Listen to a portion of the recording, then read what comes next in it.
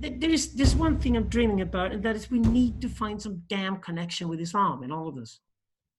And it was always Sufism. It's the only part of Islam that's really interesting, that connects with the rest of the world and creates the idea of a universal religion. Islam's own claims towards being a universal religion are unfortunately totally, deaf and blind to reality. It's just, no. Reciting the Quran in Arabic. I agree with you. Sufism is very important. Yeah. I think Sufism is absolute key. I think Tantric Buddhism is key. Sufism is key. We should definitely have some kind of dialogue with Taoists, and we love experts in Taoism, and find that that's definitely to connect with the Chinese. There has to be connection with Taoism. Mm-hmm. Yeah, no kidding. Yeah. We can get this whole pattern together over the next, say, 5 to 10 years, and so much can be done. What I like about this, what you're saying here is it's a world. You're saying it, you're including the whole world. When you hear about, a lot of people are just talking about the West or something, or at least Peterson, and it's always about the West. I tell you, when nobody in Asia talks about the West, they talk about the East. So, I mean, if you're going to have a dialogue with the Chinese, with the Indians, we can't sit in our own heads and the American There's this sort of idea that talk about the West. The West is superior because it's so economically prosperous. I don't know. It is not. It couldn't even keep its own damn empires together, simply because those empires are built on boyish ambitions of plundering the world. Now, the civilized empires in history was the Persian Empire, and even the Mongol Empire was way better than any of the European empires, because the Mongols were bloodthirsty and they were ruthless. But once they conquered all the territory that they did conquer, they copied their model from the best of the Persian and the Chinese emperors, and they created a libertarian empire with a low tax rate, and they were actually popular. The reason why the Mongol Empire fell apart in the 14th century was because of the plague. It wasn't because of a lack of popularity. We can learn a lot from the Mongol Empire. We can learn a lot from the Persian empires, 3 of them, that's for sure. We can certainly learn a lot from the Chinese empires too. But when it comes to this short period, when England and France and Holland and Germany and Portugal and Spain conquered the world and plundered it for all humanity, and plundered it, we call that colonialism, it fell apart with the First World War in a terrible disaster. Verwacke speaks very well about this. He understands, definitely, the disaster that Europe became. Yeah. These short-lived... Okay, great. Built on shipping failed. I want to stop you because I want you to keep talking about this, because I have a friend, Cordula Fay, and she wanted you to talk about specifically Europe, right? For her. Oh, we love her, by the way. She wants to talk about. She's doing a magazine next month on Europe, and she specifically asked me a few times, you have to talk to Bart about Europe. So, where do we begin in speaking about Europe? Well, what Europe really needs is a wake-up call, but it has to start with the rewriting of European history. And I don't mean to rewrite it like the Europeans were the perpetrators of the world and were the rapists of the other continents and all that. No, it's more like we can more like be intra-European and look inside and just realize that the empires we created had no functioning ideology. They were basically trade empires built by a few trading companies to cynically exploit the world, driven by very boyish, infantile fantasies about conquering the rest of the world, driven by racist, stupid myths, blatantly untrue. And that's why, if you compare to, say, the Persian Empire, and how the Persians set the Jews free in Babylon, and asked them to return to Jerusalem in the second Exodus to create the nation of Israel, so that could be a model nation within the Persian Empire. Now, if the European empires had understood that's how you build the proper empire, an authentic empire, you're authentically phallic, instead of the false phallic empires the Europeans created to plunder the world and actually fell apart. Now, they weren't all bad. We did export the printing press to the rest of the world. We eventually exported industrialization to the rest of the world. And finally, at the end of the 20th century, the rest of the world was playing catch up. And people aren't starving on a level they used to do 50 years ago any longer. And we moved hundreds of millions of people out of poverty around the world. Or at least they have moved themselves out of poverty, to be honest about it. But we had to get around the whole problem of European colonialism to get there. And in this process, Europe hasn't found its own soul again. And now, when even the British Empire, the last remnants of the British Empire, Britain itself, is falling apart, maybe it's time for the Europeans to wake up, and realize we have to read our own history and see Europe as a part of the world that now has to be an active, living part of the world, and not some kind of dead fort that isolates itself and goes into, an economic downward spiral with only old people in it and no youth, no new fresh ideas, no radical ideas at all. The only guy out there I like him, and that's Emmanuel Macron. And I might disagree with him on many points, but the damn guy is at least reforming France. And it must be fiendishly difficult to reform a country as France, France has sort of fallen into its crisis slowly over decades and become this sort of monolith that hardly moves, slow economic growth, conservatism. They don't want to learn English. They don't want part of the world. And we love France, right? We understand why. Because once you come to France, and you get served all those crazy, great dinners, and you go to the coast and all that, and wonderful climate.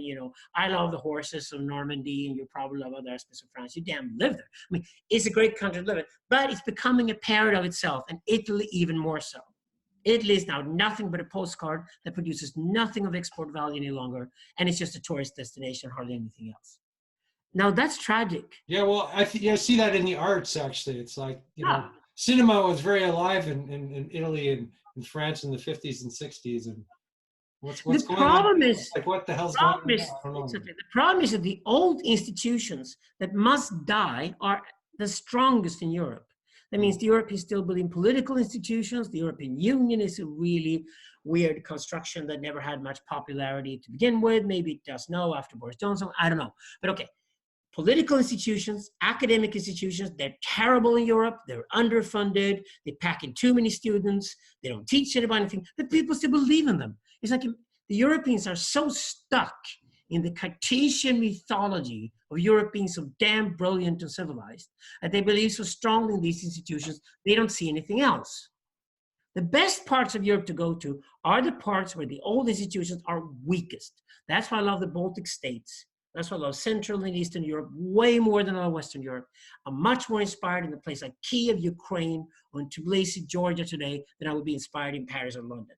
Because the more you can get away from Oxford and Cambridge and Sorbonne and the old academic institutions, the old political parties, political institutions of France and the UK, the more you can get away from those systems, the more freely you can think, the more digital you can be, the more vertical you can be in your ideas. Vertical, why? Well, just take a place like, say, Hamburg, right? It's a wealthy city. Yeah. Old money. Germany still runs well. They do their stuff well. They still make car parts for Chinese electric cars or whatever, but they still do well export-wise. Okay.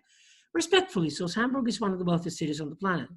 But they don't dare to build anything high because they're all conservative and they're all old. Hamburg is a city where people are on average 70 years old. And they play golf clubs and they eat French dinners and bring French wines and things, and they're very conservative. They don't like change. They don't want to change anything. And all you think is that, why don't they just go to Dubai and Singapore and get some damn inspiration? Okay. So it's Dubai and Singapore is so much sexier than boring old Hamburg. Because they're phallic and they have life to them. It's just boring in Hamburg. Dull. Dead. What about Stockholm? It's somewhere in between. At least the great thing with Scandinavia is the cultures here are young. It's a bit like Canada, right? Yeah. The cultures of Scandinavia are at least as young as North America. Because, except for, it was with Lutheranism that Sweden finally arrived on the map. Before that, yeah, they had a brief period when it was warm in the north and the Vikings basically plundered the earth and did some slave trade with the Russians and some slave trade with the English, right? But they had a short period of the Vikings, but the period when Scandinavia finally arrived on the map was the period when Sweden was a superpower, and that was when Protestantism needed some bastion somewhere to build from. It says that couldn't be Germany, because Germany was just wrecked into pieces by the 30-year war. It became Sweden. Okay, Scandinavia arrived on the map. And since then, Scandinavia sort of tried to find its place on the map, but it's a much more youthful and much more open culture than Central Europe. So changes in Sweden occur way faster than they do in France or Italy. Sociological changes, new fashions, new ideas are being tried. The lifestyle experiments we're doing in Stockholm are unheard of in the rest of Europe. With the possible exception of Berlin and Copenhagen, nobody dares to live the kind of lives we live in Stockholm at the moment. This is also interesting. This also points toward the future. So, but at the end of the day, the future is digital and vertical. It's not horizontal. It's not about territory. It's not about conquering territory any longer. That ended in 1959. It's all vertical and digital from now on. And I look for anywhere out there where people dare to build skyscrapers right now and dare to do shit. That's the place to go. That's where the sexy shit happens. And in places where everybody's taken to court as soon as they have a new idea, are bad places to be. That's what most of Europe is like today. America is certainly like that today. If anybody has a new idea in the United States, if anybody has a new idea in Europe, people take you to court and sue you for it, and they drag you to the court, and they stop your idea from happening, and they're all NIMBYs. Not in my backyard. Europe is full of NIMBYs. It's full of these people. It must be worse in not to be devil's advocate, but in Russia or in Singapore, or couldn't it, having new ideas? Well, in Russia, it all falls apart. Russia and Brazil, it falls apart because of the corruption of the systems. Yeah. And they have sort of vulgar amateur versions of these institutions that I'm attacking. I'm basically attacking all the institutions involved in the nation state. Ironically, I want to save them until we have something better, but I'm attacking them because in the long run, they cannot stay. So we need new institutions. We need new institutions of truth. Mm-hmm. We need new institutions of executive power. And we need new institutions of legislative power. So we need new institutions. Mm-hmm. And the European institution doesn't cut it. No, because they're not digital. Mm-hmm. Okay. Everything being done in Europe right now is all about preventing digital from happening, taxing it, killing it. Mm-hmm. Europe doesn't like genetically modified food. Well, fuck you. It's great. Europe doesn't like nuclear power because they're a populist and Angela Merkel is burning coal instead. Bad idea, Angela. You're killing the planet. Angela Merkel is one of the worst criminals when it comes to climate crime ever. She closed down the nuclear power plants in Germany and turned on the coal plants instead. Terrible, Angela. Terrible idea. So to be an ecotopian today, you're not going to Europe to find the solutions. You really don't. That's why Europe is full of environmentalists, and they're not going to save the planet.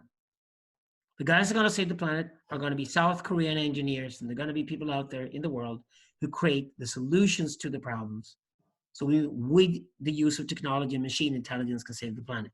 Because the machine intelligence will be told it needs to be our messiah and save us. Mm-hmm. That means it needs to save the planet. It needs to create trade and communication between human beings so they don't kill each other any longer. Mm-hmm. Right. Okay. For that to happen, we need to leave Europe right now. It's not happening in Europe. The total lack of imagination and the institutional resistance against change in Europe is enormous. And people who call themselves radical in Europe are not radical at all. They're basically NIMBYs, environmentalists. They call themselves green or whatever. They're just Rousseauian, backward-looking conservatives. Why are we still putting our junk in different boxes? Mm-hmm. That would be the first thing machine intelligence would solve for us. Throw everything in one place, the machine takes care of it. Now, if the machines in Europe don't even take care of our own garbage in 2019, Europe is so damn behind on technology that I don't see Europe having any of the solutions to the climate crisis.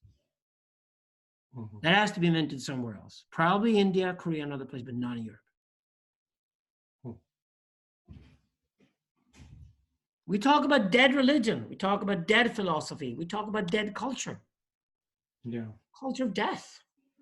Culture of golf clubs and conservatism. That's another threat. That's one of the three. The other two, of course, the two opponents, that are the Rousseauians today, the alt-right and the alt-left. But the third one is the conservatism of a rapidly aging society with screwed demographics, where only old people vote and old people have all the power, and old people control politics, they control academia, and they control the industry. And they're not going to do anything to find solutions to the current problems. They're just going to go into moralizing, become church ladies, and be terrified of anything new and of change. Okay. So we're talking about a extreme lack of vitality here. Mortido. Yeah. Okay. The demographic death cult. So what about the rise of nationalism and all that and blah, blah, blah? You told me that you wanted to, one of the things that you wanted to talk about was why you have public debates with people on the alt-right and alt-left. Well, I did do two things this summer. Wild tantric, you know, all these people who are, Jordan Hall is a good expression, a good opinion. They're people who are not in with good opinion. And it occurred to me that the people I like are almost never good opinion people, right? No, exactly, because they make you think. What? Right? Yeah, and they're often voices from they're alive. That's what I like about you. It's like it's something very alive, which you don't find in good opinion. You find, I guess, you find this. You said Martito, but you find this. You find cliche and all these, you know, you just don't find anything going on. So PowerPoint presentations. So interested in these wacky people that, you know. Well, I did do this one thing this summer. Okay, beginning of the summer, I had a debate in Swedish with the Swedish alt-right leader. I hope he doesn't mind if I call him that, called Gustav Kasselstrand. Now, so far, he has not succeeded in creating a parliamentary party in Swedish politics. But the guy is incredibly charismatic and he's an ultra-nationalist. And I'm sure he's going to be very successful in Sweden in the 2020s. All you need is a little financial crisis and, you know, a few less jobs out there, and Kasselstrand will be very, very popular. So, okay, I don't want to be an enemy with this guy. I'd like to be his friend. I'd like to be in a constant dialogue and conversation with the guy. And it turns out he respects me as a philosopher. So I invited him for a debate. We talked for 2.5 hours in front of a packed auditorium in a hotel in Stockholm, put it online, and the next day there were 100,000 views in 24 hours. Yeah. This was during the European Union elections in Sweden. Not that he or I were even close to winning that election or anything like that at all. But this was by far the debate during the election campaign that all young Swedes loved the most. Okay, so why is that? Oh, okay, because it's an interesting conversation between a nationalist, Gustav Kasselstrand, and a cosmopolitanist, Alexander Bard. Mm-hmm, yeah. So what I did was that I honored him for his nationalism, found common ground during the debate. For example, that we live in the middle of a Heideggerian existentialist crisis. Kasselstrand is a big fan of Jordan Peterson and these guys out there. He understands that we live in the middle of an existential crisis that established politics doesn't even deal with, or even less so understands, and ignores arrogantly. Okay, so we agreed on that. There's a Heideggerian existential crisis going on in society. People feel lost. There are the masses out there, an ignorant, arrogant elite that deserves to have his ass kicked and maybe even deserves to have its heads chopped off. Yeah. Fine, we agreed on that. But then I challenged him and said, but the problem with you is that I believe in phallic vision. And what is your phallic vision? And Kasselstrand couldn't say anything about what Sweden would be like 50 years from now, except he didn't like the idea that people who walked down the street would be too dissimilar from himself. Yeah. I said, well, what do you base that on? And then he said, well, look at Iceland. Okay, Iceland has been a nation state for 1,000 years, and, you know, we kept Aryan clean or whatever. I don't know, he didn't say that, but, you know, Iceland is sort of the successful Northern European country. And I said, well, to begin with, it's a very cold part of the world and hardly anybody ever goes there. Maybe that protected Iceland for 1,000 years. But if you honor Iceland for having been a nation for 1,000 years, then Rome has existed for 3,000 years and Cairo has existed for 5,000 years. Yeah. We've got a much better, more sustainable model for the future, and that's called the city, the world city, the cosmopolitan city. That's why I'm a cosmopolitanist. So I believe in cosmopolitanism simply because it's a better ideology than nationalism, simply because it's more sustainable. It's better for human beings to live in large cities and be segregated and have their Chinatowns and have their Jew towns and have their Persian towns or whatever, trade in between these townships, and then create a digital model of that, which is the internet. Yeah. And then you don't have to have any territory that's just transport territory. You only need the territory people actually need to be and to live and to act. Now, that's the model for the internet. That's the model for the city. Yeah. And he admitted that actually I had a phallic vision. And we're moving towards a world where everybody will be connected with everybody else. So they will create a digital world that is definitely cosmopolis. And to this cosmopolis, we can then attach cosmopolitan values. And then I honored him again and said, but listen, Gustav, you're right about one thing. We're only tribal. And the priesthoods throughout history have forced us to go from tribe to clan, from clan to nation. And it's taken them thousands of years to fool us into believing we can be nationalists and meet people who speak and talk and write like us and actually share something with them. But now we have to fool people even one step further and go from nation to empire. And I honored him and said, that's what I'm working on. That's my job as a philosopher, is to try to convince you that your nation could work within an empire. And then I just said, you're not into anti-Semitism, are you? No. I like the Jews, I like the Israelis. Like, great, okay. That's how the goal I can actually talk to. Because I love the Israelis, and I love the Jews, and I love the Palestinians. But I love the Jews precisely because they're the ultimate nationalists, and I love the Palestinians because they're the ultimate cosmopolitanists. Yeah, you said that before. If you want to build empire, Palestinians are great. If you want to build a nation, Jews are great. So we left it at that, left the rest of the audience to decide for themselves. It went viral and people went berserk. Unfortunately, it's in Swedish. You have to understand Swedish. Yeah. But at the end of the summer, I then went for another guy that's sort of been chastised and thrown out, in the margin society, who I actually think is a figure of the future. And that's Alexa Varkman. Formerly mostly known as Alex Varkman, these days mostly known as Alexa Varkman. Now, this is a very interesting character, an androgynous character, a man's man who could be a woman. I had heard nothing but bad things about him, so. That's a good sign. Yeah. That's a good sign. If you only hear bad things about somebody, but they're still popular, that means they're rock and roll, and probably they're onto something. Okay. That's called crazy wisdom in Tantric Buddhism. And that's why Alexa Varkman is a modern Tantric crazy wisdom teacher. A very polite one, I must say. Also one who admits his or her mistakes and insight. And so what we did was that at the beginning of August, we recorded a civilized conversation in a small flat in Copenhagen. We met halfway between Amsterdam and Stockholm, met in Copenhagen, and had a little team of a few guys who just recorded us. Very simple, amateurs like you and me now when we do a Zoomcast. And the sound isn't perfect, the pictures isn't perfect, who cares? There's a conversation for almost 2 hours between Alexander Barth, Tantric philosopher, and Alexa Varkman, a Tantric sexologist. Yeah. We're talking about Tantra, we're talking about sexuality, we're talking about sex, it's different from sexuality. We talk about crazy wisdom, and we're talking about why we're both working in complete and utter minefields. Hold on, why is, you said something that we can't, why is sex different than sexuality? Sex is what you share with animals. Sexuality is exclusive for human beings. Okay. So, okay. Just remember that. Anything that has to do with sex that animals would also do is sex. Like the intercourse itself, etc. Okay. Sexuality, all these crazy ideas we have in your mind as well. It's also sexuality, right? Okay. Animals do not have sexuality; they only do sex. Right. We have a sexuality.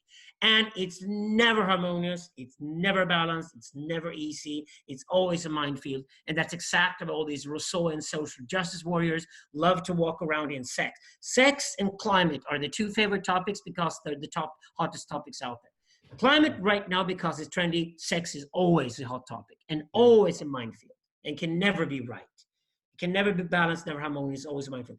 That means I called Alexa Varkman when Me Too started. And I called not only Varkman, I basically called every Tantra guru I knew of in North America, in Europe and Asia, and warned them and said, this Me Too thing is not gonna be over until they've gone after every Tantra guru on the planet, because every Tantra guru on the planet has some dissatisfied female customer. They've had some... Every Tantra guru on the planet is male. I will go after them now and say that I didn't become beautiful and get fucked properly, although I learned everything from my Tantra gurus. I'm gonna blame it all on him, right? And that's exactly what Me Too was all about. Bitter, unfucked women in large quantities, right? So I warned Varkman, and then Varkman was dragged through the mud last fall, and then called me and said, listen, my heart is broken. People that I love, they're going after me because they're totally fucked up by this Me Too thing. and it's just a mess. And you told me this part. You warned me, and I said, thank you. Yes, I warned you. I warned you what happened. Now we need to prepare how we're going to handle this and what we're going to do next. And one of the benefits that Bartman and I have is that we've been friends for years, intrigued and fascinated with each other, but also decided not to walk into each other's territory. So he's declared to everybody, the TNT, the New Tantra Movement, that Bart is not going to be a member of the Tantra Movement. We need a few good friends outside of our community that we can actually deal with that could be helpful in the future. That's exactly where I step in. And I always say the same thing to Bart: you're not going to be part of the men's movement that I work with or any of the projects that I work with, because you do your thing over there, I do my thing over here. And by keeping the two things separate, we can maintain a brotherhood, or brosterhood, as we call it now, and a friendship. So we had this conversation. It's gone viral, and we're dating. I can think of a more beautiful and fascinating woman to date than a woman who's also been a man who's fucked thousands of women and figured out what the female mindset is like. And the only thing I said... yeah, well, it's true. When I listened to that interview, I was impressed at how female he was during that interview. He was. He was. And almost you seemed abashed, and you don't seem abashed around me or other people I've seen, but with him, you seem kind of abashed. I don't know if I'm getting... Alexa Bartman is quite a character. Let's admit that. We dated in Brazil already in January, and that's why I got interested. But yeah, I understand why Bartman is a controversial figure, but so am I. So what? Does it mean that the people who go after us are right? No, of course they're not. We warned people along and said, I'm not a damn role model. Bartman never wanted to be anybody's role model. I always tell people I'm tantric, meaning that, I'm crazy. There's no way you can live my lifestyle. It's so damn complicated and so weird that it's going to freak you out. So don't even try, okay? I'm a shaman in the forest. I'm crazy. I'm tantric, right? So I'm crazy wisdom. So is Bartman. That's why I think the dialogue worked. And at the end of the dialogue, I pointed out to Alexa Bartman, there's one thing left for you to do, because he's basically passed on the TNT to a new generation. They're building a tantric monastery in Holland where I'm an advisor. It's a brilliant product, by the way. Imagine you fly to Schiphol Airport and you drive 20 minutes somewhere. You walk into a beautiful building. And you're met by the world's leading, most professional sexologists who are going to fix your sex life for you. No, they're going to have to charge for that. If anybody in the world should charge, I can't afford that. Money for being consulted, it's got to be the Tantric Monastery in Holland. But those guys over there, Paris Gray, Chris Clark, all the people who work there, these young, beautiful, wonderful, sexy sexologists, I love them all. So does Bartman. But Bartman has passed it on to them. So the question was, is Bartman anything left to do as a tantric teacher? And I said, there's one thing that Alexa Bartman will be the best teacher in the world, and that is to really teach women and how to be liberated in their female sexuality. I can't think of a better teacher in the world than having a closed session for a few hours with Alexa Bartman, teaching women what it likes to really be a woman and fully embrace your femininity sexually. And Bartman agreed. Mm-hmm. She's already moving there as Alexa Bartman.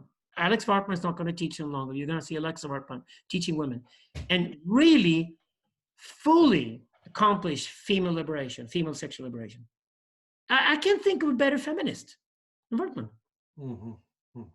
Because he goes straight to the embody, and what he's really practicing and wants to practice is embodied feminism. Mm-hmm. Terrifies men, doesn't it? Yeah. I love it. I love it. I think this is contemporary Tantra in its best possible form. Coming out of crazy wisdom people who are weird and crazy. Well, if you want a role model rather than a teacher, you go for Sutra. If you want a teacher, you go for somebody who's really crazy and wicked. Well, the tantric teacher I know told me that you have to become fully male and fully female in the tantric path. You have to become both. Exactly. Perhaps that's what Bartman is. That's what I admire about Bartman. He's really, or she really is an embodied, full, androgynous, 100% man, 100% woman character, and works himself or herself towards that goal. And I think it's quite amazing. And I see somebody embodying something that I make theory out of. So we'll see where that dialogue ends. I think as for now, that was fine. like the Cosmopolitan debate at the beginning of the summer. I don't have anything more to say to Cosmopolitan now. And I'm only going to return to him and challenge him again when I have more stuff to talk about in defense of cosmopolitanism, which is, of course, where my heart is.